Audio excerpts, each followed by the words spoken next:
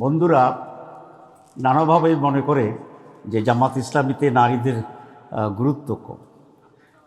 যাদের দলে বেশি নারী তাদের দলে যদি নারীর গুরুত্ব কম হয়, যাদের দলে কম নারী তাদের দলে নারীর গুরুত্ব কেমন হবে?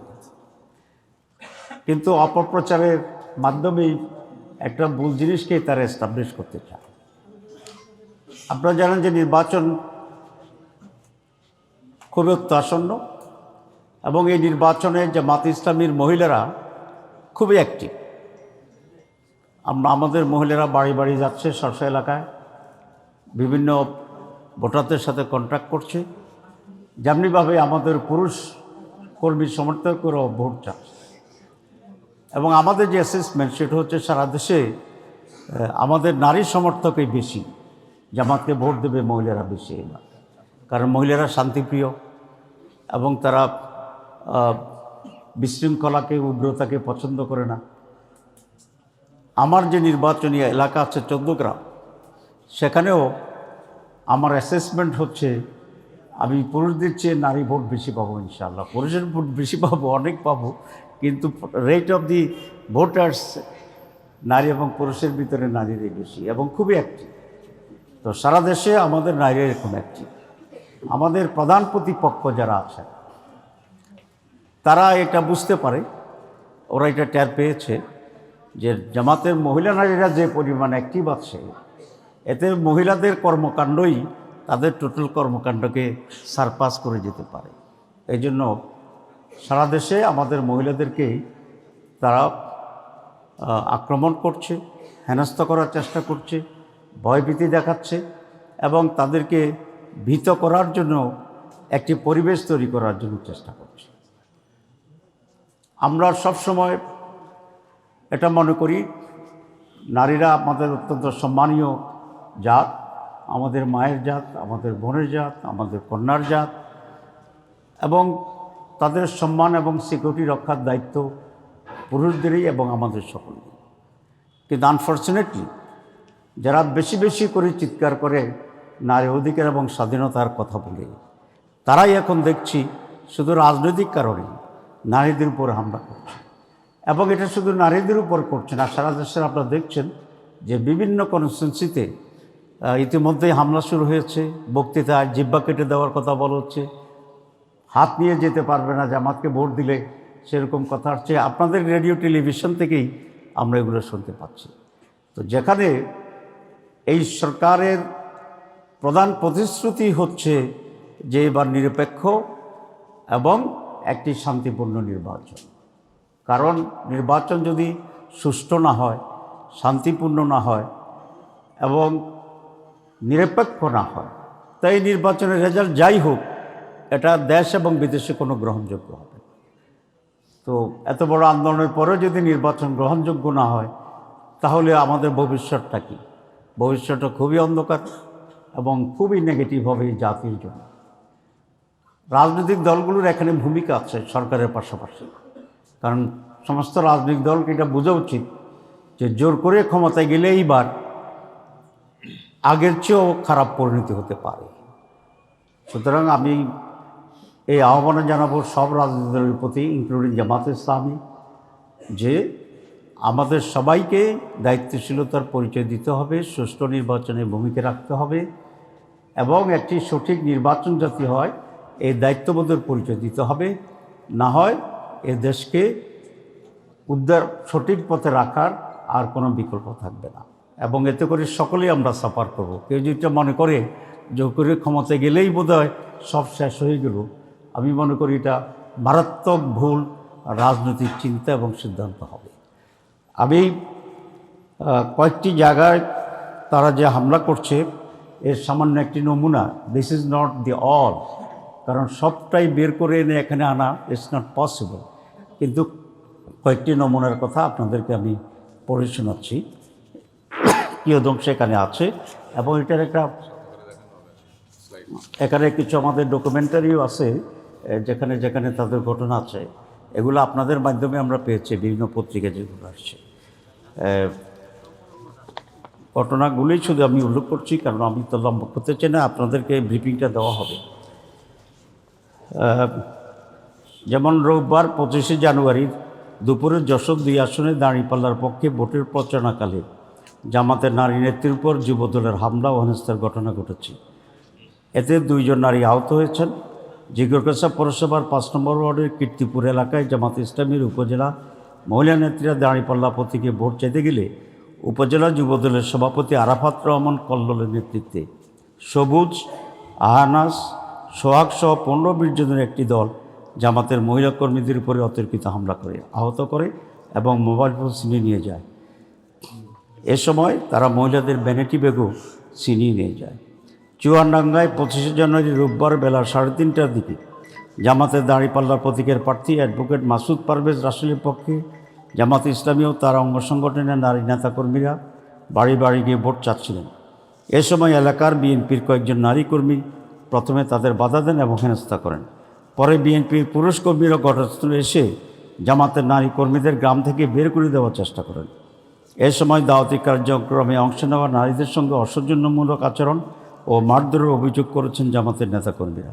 খবর পেয়ে পুলিশ ঘটনাস্থলে পৌঁছায়। এ ঘটনায় জামাতের 5 জন নারী আহত হয়েছেন। কুমিল্লার নির্বাচনী প্রচারণার সময় জামাতের নারী কর্মীদের প্রকাশ্যে ঘিরে ধরে হেনস্থা করা হয়। নারীদের হিজাব নেকাব খুলে নিয়ে যায়। সামাজিক যোগাযোগ মাধ্যমে ছড়িয়ে পড়া ভিডিওতে দেখা যায় নারীদের কথা বলতে বাধা দেওয়া হচ্ছে, অপমান করা হচ্ছে, চলাফেরায় বিঘ্ন সৃষ্টি করা হচ্ছে। টাঙ্গাইলের গোপালপুরে বিএনপির কর্মীদের দ্বারা জামাতের নারী কর্মীদের উপর হামলার ঘটনা ঘটেছে। নারীদের প্রচারণার কার্যক্রমে বাধা দেওয়া হয় এবং শারীরিকভাবে লাঞ্ছিত করা হয়।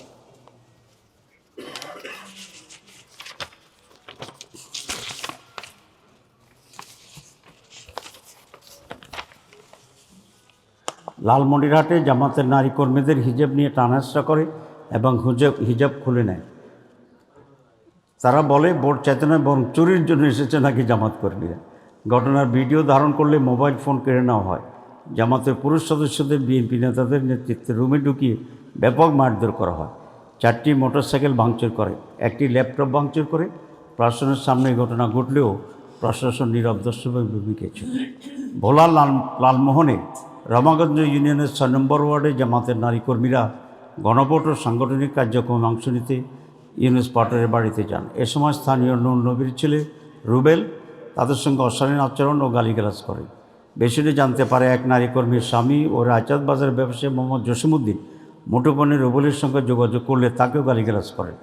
পরে রুবেল জসিমউদ্দিনের ব্যবসা প্রতিষ্ঠানে গিয়ে তার উপর হামলা চালায়। সন্ধ্যার দিকে বিএনপির কয়েকজন নেতাকর্মী বাজার এলাকায় জড়ো হন। এক পর্যায়ে 10 দলীয় জোটের কর্মীদেরও হামলা চালানো হয়। এতে বিডিপির বাংলাদেশ ডেভেলপমেন্ট পার্টির অন্তত 15 জন নেতাকর্মী গুরুতর আহত হন। লালমান উপজেলার স্বাস্থ্য কমপ্লেক্সে তাদেরকে ভর্তি করা হয়। অপরদিকে ভোলার চরপেশনে পছন্দের প্রার্থীর বিপক্ষে নির্বাচনে প্রচারণা নামায় হাজরা বেগম নামে এক নারীকে মারধর করে গুরুতর আহত করেছেন স্থানীয় এক যুবদল নেতা শাহাবুদ্দিন। এই সময় তাকে রক্ষা করতে এগিয়ে এলে ওই নারীর 9 মাসের অন্তঃসত্ত্বা মেয়েকেও নির্মমভাবে মারধর ও পেটে লাথি মারা হয়। এক পর্যায়ে শাহাবুদ্দিন ওই নারীর কান ছিঁড়ে স্বর্ণালঙ্কার নিয়ে যান এবং কাঠ দিয়ে মাথায় আঘাত করলে তিনি ঘটনাস্থলেই অজ্ঞান হয়ে পড়েন। পরে চিকিৎসক তার মাথায় 6টি সেলাই ও ছেড়ে যাওয়া কানে 2টি সেলাই দেন। জামাত নেতৃত্বে নির্বাচনী কাজে না করতে পারে সেজন্য হুমকি দিয়েছেন বিএনপি নেত্রী ও বিএনপির এমপি প্রার্থীর স্ত্রী ও বিএনপির মানবাধিকার বিষয়ক সহ সম্পাদক ও সাবেক এমপি অ্যাডভোকেট সৈয়দা আসিফা আশরাফি পাপিয়া তার বক্তব্যে বলেছেন, মা বোনদের উদ্দেশ্যে বলছি, আগামী 12 ফেব্রুয়ারি নির্বাচনের আগে জামাত ইসলামীর ছাত্রী সংস্থার কর্মীরা কেউ বাসা গেলে 999 কল দিয়ে ধরিয়ে দেবেন যাতে বয়ান দেওয়ার আর সুযোগ না পান। মেহেরপুর গহরপুর গ্রামে জামাতের নারী কর্মীদের হেনস্থার প্রতিবাদ করায় 3 জনকে মারধর করা হয়। ভোট চাইতে গেলে স্থানীয় বিএনপি নেতা হায়দারের নেতৃত্বে এই হামলা ও মারধর করা হয়। এর আগেও তারা একবার নির্বাচনের কাজে বাধা দিয়েছিলেন। কেরানীগঞ্জে বিএনপি কর্মীদের হাতে জামাতের নারী কর্মীরা মারধরের শিকার হয়েছেন। জামাতের এমপি প্রার্থীর পক্ষে নারী কর্মীরা বাড়ি গিয়ে নির্বাচনী প্রচারপত্র বিলি করেছিলেন। তখন আরেক নারী কর্মী মুঠোফোনের দৃশ্য ধারণ করেছিলেন। ঠিক সেই সময় বিএনপির কিছু নেতাকর্মী ভিডিও ধারণাকারীর মুঠোফোন কেড়ে নেওয়ার চেষ্টা করেন। তখন অন্য নারী কর্মীরা বাধা দিলে তাদের ভ্যানিটি ব্যাগ ও ওড়না টেনে ছিঁড়ে ফেলা হয়। এক পর্যায়ে বিএনপি নেতাকর্মীরা জামাতের নারী কর্মীদের লাথি ও কিলঘুষি দেন। এই ঘটনায় থানায় অভিযোগ করার পর ওসি সাহেব ব্যবস্থা নেওয়ার আশ্বাস দিয়েছিলেন, কিন্তু কিছুই করা হয়নি।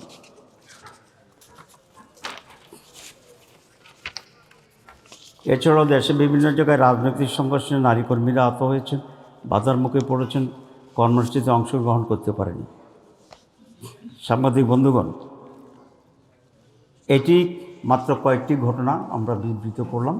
সারা দেশে এরকম অসংখ্য ঘটনা ঘটছে এবং এটা যেহেতু স্পর্শকাতর বেশি বলে আমরা নারীদের ইস্যুটাকেই অগ্রাধিকার দিয়ে এখানে পেশ করেছি। মূলত বহু জায়গায় অধিকাংশ কেন্দ্রেই ভোট কনস্টিটুয়েন্সিতেই তারা হুমকি ধুমকি দিচ্ছে, মারধর শুরু করেছে এবং কেন্দ্র নিয়ন্ত্রণ এবং দখল করার মহড়া দিচ্ছে প্রকাশ্যেই অনেক জায়গায়। এটাই মনে হচ্ছে আজকে আমাদের প্রতিপক্ষ দলের একটা প্রধান স্ট্র্যাটেজি, যে তারা জানে যে জনপ্রিয়তার দিক থেকে জনগণের রায় পাওয়ার সম্ভাবনা কম, সুতরাং কেন্দ্র দখলেই জিতার জন্য তাদের অন্যতম প্রধান মাধ্যম এবং এই সন্ত্রাসী কর্মকাণ্ডটাকেই তারা অগ্রাধিকার দিয়ে নির্বাচনের সকল বিজয়ের জন্য তারা অগ্রসর হচ্ছে। এখানে আমাদের কথা খুব স্পষ্ট যে নারী পুরুষ যাই হোক, নির্বাচনের সুষ্ঠু পরিবেশ বজায় রাখার জন্য সবাইকে চেষ্টা চালাতে হবে এবং সবাইকে দায়িত্বশীল ভূমিকা পালন করতে হবে। নির্বাচনে যদি 18, 24, 14 মতো পুনরাবৃত্তি ঘটে তাহলে সেই নির্বাচন কখনোই গ্রহণযোগ্য হবে না। এদেশের মানুষ সেই নির্বাচনকে মেনে নেবে না এবং কেউ যদি এভাবে অন্যায়ভাবে ক্ষমতা যাওয়ার চিন্তা করে তাদের সেটা দুঃস্বপ্ন হবে এবং জনগণ পুনরায় তাদেরকে প্রতিরোধ করবে এবং আন্দোলন সংগ্রাম করেই আবার সেটার পতন ঘটাবে। আমরা এই অনাকাঙ্ক্ষিত পরিবেশ থেকে দেশকে রক্ষা করার জন্য প্রধান দায়িত্ব হচ্ছে সরকারের। তারা এটা ওয়াদাবদ্ধ ওই জাতির কাছে একটা ফেয়ার ইলেকশন করবেন, লেভেল প্লেইং ফিল্ড তারা তৈরি করবেন। কিন্তু আমরা সেখানে ব্যাপক দুর্বলতা দেখছি। আমরা বারবার দৃষ্টি আকর্ষণ করছি সরকারের, ইলেকশন কমিশনের বিভিন্ন জায়গায় অনেক ডিসিএসপিরা প্রকাশ্যে পক্ষপাতিত্ব করছেন, আমরা সেগুলো দৃষ্টি আকর্ষণ করতেছি। কিন্তু ইলেকশন কমিশন এবং সরকার এখানে খুবই দুর্বলতা প্রদর্শন করছেন, তেমন কর্ণপাত করছেন না। হয় সরকারের বা ইলেকশন কমিশনের একটা সুষ্ঠু নির্বাচন করার কোনো ক্ষমতা নাই, অথবা তারা ইচ্ছাকৃতভাবেই ওয়ান সাইডেড হয়ে একদিকে হেলে পড়েছেন, যেটা এই পুরা নির্বাচনকে প্রশ্নবোধক করবে এবং এক জটিল পরিণতির দিকে দেশকে নিয়ে যাবে। আমরা সেক্ষেত্রে সময় থাকতে সজাগ হওয়ার জন্যে এবং সঠিক ভূমিকা পালনের জন্য সকলকে আমরা অনুরোধ জানাচ্ছি। নারীদের উপরে এই অত্যাচারের এবং নারীদের কাজে বাধা দেওয়ার এবং হামলার প্রতিবাদে আমরা আমাদের যে নারী সংগঠন আছে সেই নারী সংগঠনের উদ্যোগে আগামী 31 তারিখ আমরা একটা প্রতিবাদ নারী সমাবেশ করব সোহরাওয়ার্দী উদ্যানে। সকাল 10:30 এই প্রতিবাদ সমাবেশ শুরু হবে এবং এই প্রথমবার বলা যায় আমাদের নারীদের বাধ্য হয়ে আমাদের নারী সংগঠনের কর্মীরা প্রকাশ্যে এসে এটার প্রতিবাদে তারা এই সমাবেশ করবেন।